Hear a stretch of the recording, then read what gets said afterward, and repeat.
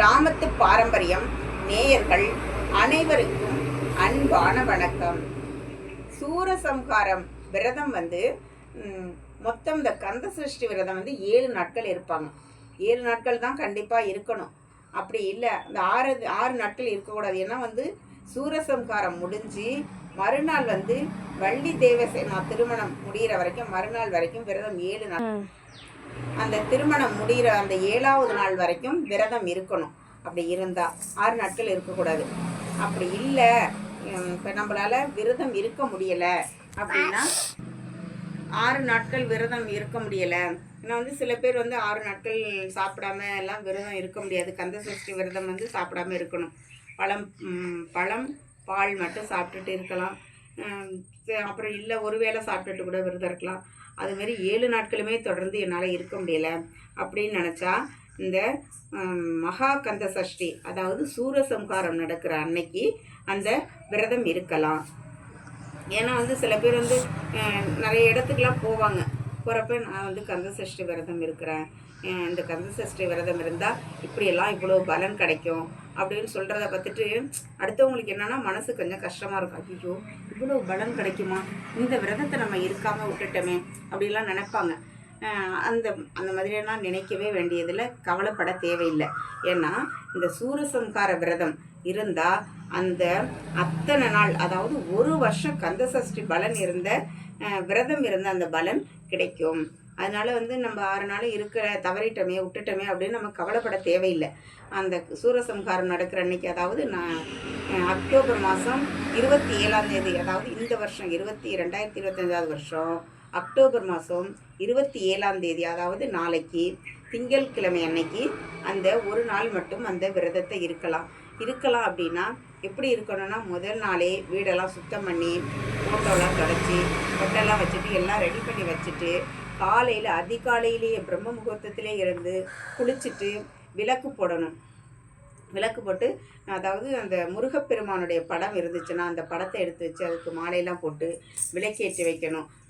சட்கோண கோலம் போட்டு அதில் விளக்கு ஏற்றி வைக்கலாம். சட்கோண கோலம் அப்படின்னா அந்த ஸ்டார் போடுவோம்ல, அந்த கோலத்தை போட்டு அதில் விளக்கேற்றி வைக்கிறது தான் சட்கோண கோலம்.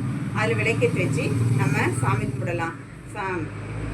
காலையிலேயே அந்த முருகப்பெருமானுக்கு அந்த ஃபோட்டோலாம் தொடச்சி பூ போட்டு அந்த சட்கோண கோலம் போட்டு விளக்கேற்றி வச்சு தூபதீப ஆராதனை காட்டி சும்மா சாதாரணமாக ஒரு பால் காய்ச்சி வச்சு விளக்கு போடலாம்.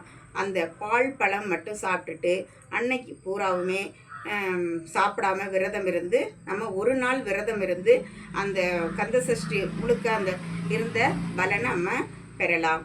அந்த ஒரு நாள் விரதம் இருந்தாலே அந்த 7 நாட்கள் விரதம் இருந்த பலன் நம்மளுக்கு கிடச்சிடும்.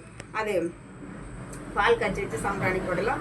அப்புறமா நம்ம அன்னைக்கு அந்த சூரசம்ஹாரம் நடக்கிற அந்த நிகழ்ச்சி இருக்கு இல்லையா, அந்த முருகப்பெருமானுடைய தமிழ்நாட்டில் எல்லா கோயில்லையுமே அந்த முருகப்பெருமான் இருக்கிற கோயிலில் சூரசம்ஹார நிகழ்ச்சி நடைபெறும். அதை போய் முடிஞ்சவங்க அதை போய் பார்க்கலாம். அப்படி முடியலை அப்படின்னா அந்த சூரசம்ஹாரம் நடந்து முடிஞ்சதும் குளிச்சுட்டு அதுக்கப்புறமா அந்த முருகப்பெருமானை வணங்கலாம். அந்த முருகப்பெருமானுடைய சிலை நம்ம வீட்டில் இருந்துச்சு அப்படின்னா அந்த சிலைக்கு அபிஷேகம் ஆராதனையெல்லாம் பண்ணி ஒரு சர்க்கரை பொங்கல் பொங்கி வச்சு நம்ம சாம்பிராணி போடலாம். அப்புறம் பலவிதமான அந்த கலவை சாதம் செஞ்சு வச்சு அந்த தூபதீரம் காட்டி அந்த முருகப்பெருமானை வணங்கிட்டு நம்மளுடைய விரதத்தை முடிச்சுக்கலாம். இந்த மாதிரி நம்ம விரதம் இருந்து அந்த கந்த சஷ்டி விரதம் இருந்த, அதாவது 7 நாட்கள் விரதம் இருந்த அந்த பலனை நம்ம பெறலாம். ஆனால் கோயிலுக்கு போனாலும் போகலைனாலும் நம்ம அந்த சூரசம்ஹாரம் முடிஞ்சதும் எல்லாருமே தலைக்கு குளிக்கணும். குளிச்சுட்டு நம்ம அந்த முருகப்பெருமானுக்கு நம்ம அபிஷேகம் ஆராதனையெல்லாம் பண்ணி நம்ம சாமி கும்பிடலாம். அதுக்கப்புறமா இந்த கந்த சஷ்டி விரதம் இருந்தால், அதாவது இந்த வருஷம் நீங்கள் இருக்கிற நிலைமையை அடுத்த வருஷம் அடுத்த நிலைமைக்கு மாறக்கூடிய வாய்ப்பு 100% உண்டு. அந்த கந்த சஷ்டி விரதம் இருக்கிறவங்க என்ன பண்ணணும்னா, மனசில் எந்த விதமான தீய எண்ணங்கள் கந்த சஷ்டி விரதம் இல்லை, சாதாரணமாக எந்த விரதம் இருந்தாலுமே கடவுளை மட்டுமே நினைக்கணும். அதாவது தீய எண்ணங்கள் இருக்கக்கூடாது. அடுத்தவங்களுக்கு அன்னதானம் செய்யணும். நம்ம சாமி கும்பிட்டுட்டு அதுக்கப்புறமா நிறைய பேருக்கு, அதாவது நம்மளால் முடிஞ்ச ஒரு 2 பேருக்கு கூட அன்னதானம் பண்ணிவிட்டு அதுக்கப்புறமா நம்ம சாப்பிட்றது ரொம்பவுமே விசேஷமானது. இந்த கந்த சஷ்டி விரதம் இருந்தால் நிறைய நம்மளுடைய பிரச்சனைகள் அனைத்துமே தீர்க்கப்படும்.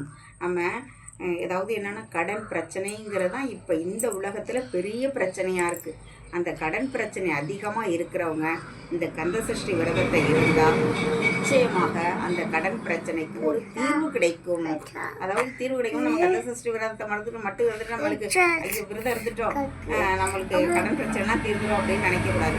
அதுக்கு ஒரு தீர்வு கிடைக்கும். அதாவது கடன் நம்ம வந்து கொடுக்கறதுக்கு வருமானத்திற்கான ஒரு வாய்ப்பு கிடைக்கும். அப்புறம் வந்து வருமானத்திற்கு வாய்ப்பு கிடைக்கும். அப்புறம் குழந்தை இல்லாதவங்க குழந்தை பேர் வேணும் அப்படின்னா இந்த கந்த சஷ்டி விரதத்தை, அதாவது நம்மளுக்கு வந்து நம்மளுடைய வாழ்கிற வாழ்க்கைக்கு முக்கியமான ஒன்று என்ன அப்படின்னா அந்த குழந்தை பாக்கியம் தான். அந்த குழந்தை பாக்கியம் இல்லை அப்படின்னா ஒரு பெண் வந்து அவங்களுக்கு அந்த மதிப்பே கிடையாது. ஏன்னா வந்து தாய்மை அடைகிறது அப்படிங்கிறது வந்து ஒரு அதாவது பெண் வந்து முழுமை அடையணும் அப்படின்னா அந்த பெண் வந்து தாய்மை அடைஞ்சாதான் அவங்க முழுமை அடைவாங்க. அதனால வந்து அந்த தாய்மை அடையணும் அப்படின்னா அந்த 7 நாட்கள் நம்ம அவங்கள வருத்தி விரதம் இருந்து தான் ஆகணும். வேறு வழியே கிடையாது. அது இருந்தால் அவங்க அந்த குழந்தை பாக்கியம் வந்து கண்டிப்பாக கிடைக்கும். அதாவது அவங்க 2 பேருமே சேர்ந்து இருக்கிறது, அதாவது கணவனும் மனைவியும் சேர்ந்து இருக்கிறது அப்படிங்கிறது ரொம்பவுமே சாலச் சிறந்தது. ஆனால் அப்படி இருக்க முடியாதுங்கிற பட்சத்தில் அந்த மனைவி மட்டும் இருக்கலாம். ஏன்னா வந்து அந்த அவங்களோட அப்போ தான் வந்து அவங்க முழுமை அடைகிறாங்க. அதனால் பெண் வந்து முழுமை அடைகிறாங்க. அதனால் அந்த கந்த சஷ்டி விரதத்தை இருக்கிறது, அதாவது அவங்கள வருத்தி 7 நாளும் கஷ்டப்பட்டு விரதம் இருந்து தான் ஆகணும். அப்போ தான் அவங்க வந்து குழந்தை பாக்கியத்தை அடைய முடியும். அப்புறம் வந்து நம்ம விரதம் இருந்ததுனால குழந்தை பாக்கியம் அடைஞ்சிட முடியுமானா அடைஞ்சிடலாம். ஆனால் அதுக்கான வழிமுறைகளையும் நம்ம செய்யணும். ஏன்னா ஹாஸ்பிட்டலில் கொண்டு போய் காட்டணும் கொள்ளணும் அது எல்லாமே நம்ம பண்ணிக்கணும். இந்த விரதத்தையும் இருக்கணும். எல்லாமே நம்ம செஞ்சோம் அப்படின்னா இந்த வருஷம் கந்த சஷ்டி விரதம் இருந்தால் அடுத்த வருஷம் கண்டிப்பாக குழந்தை பிறக்கும். அதுக்கப்புறமா திருமணம் ஆகாதவர்கள் இந்த விரதம் இருந்தாங்க அப்படின்னா அடுத்த வருஷத்துக்குள்ளே திருமணம் ஆகிடும். இந்த கந்த சஷ்டி விரதம் இருந்தால் அனைத்து நன்மைகளும், அதாவது இப்போ மகா கந்த சஷ்டி விரதம் சூரசம்காரத்தன்னைக்கு இருக்கிறோம்ல, அந்த நம்ம என்ன பண்ணணும், காலையிலே அதிகாலையிலே எழுந்து நம்ம தான் முதல் நாளே வீடெல்லாம் சுத்தம் பண்ணி வச்சுட்டோமே, அதிகாலையிலே எழுந்து குளிச்சுட்டு அந்த சாமி படத்துக்கு பூவெல்லாம் போட்டுட்டு நம்ம என்ன நினைக்கிறோமோ, நம்மளுக்கு என்ன நடக்கணுமோ அதை நினச்சி அந்த முருகனுக்கு விளக்கேற்றி வச்சு நம்ம சாமி கும்பிட்டோம் அப்படின்னா நம்ம நினைக்கிறது கண்டிப்பாக நடக்கும். அதனால் வந்து நம்ம 7 நாளும் இருக்கலையே அப்படின்னு யாரும் கவலைப்பட வேண்டியதில்லை. இந்த நாளைக்கு கண்டிப்பாக ஒரு நாள் மட்டும் விரதம் இருந்த நம்மளை நினைக்கிற காரியம் கண்டிப்பாக நடக்கும். இந்த வீடியோ பிடிச்சிருந்தா லைக் பண்ணுங்கள், ஷேர் பண்ணுங்கள், கமெண்ட் பண்ணுங்கள். நன்றி, வணக்கம்.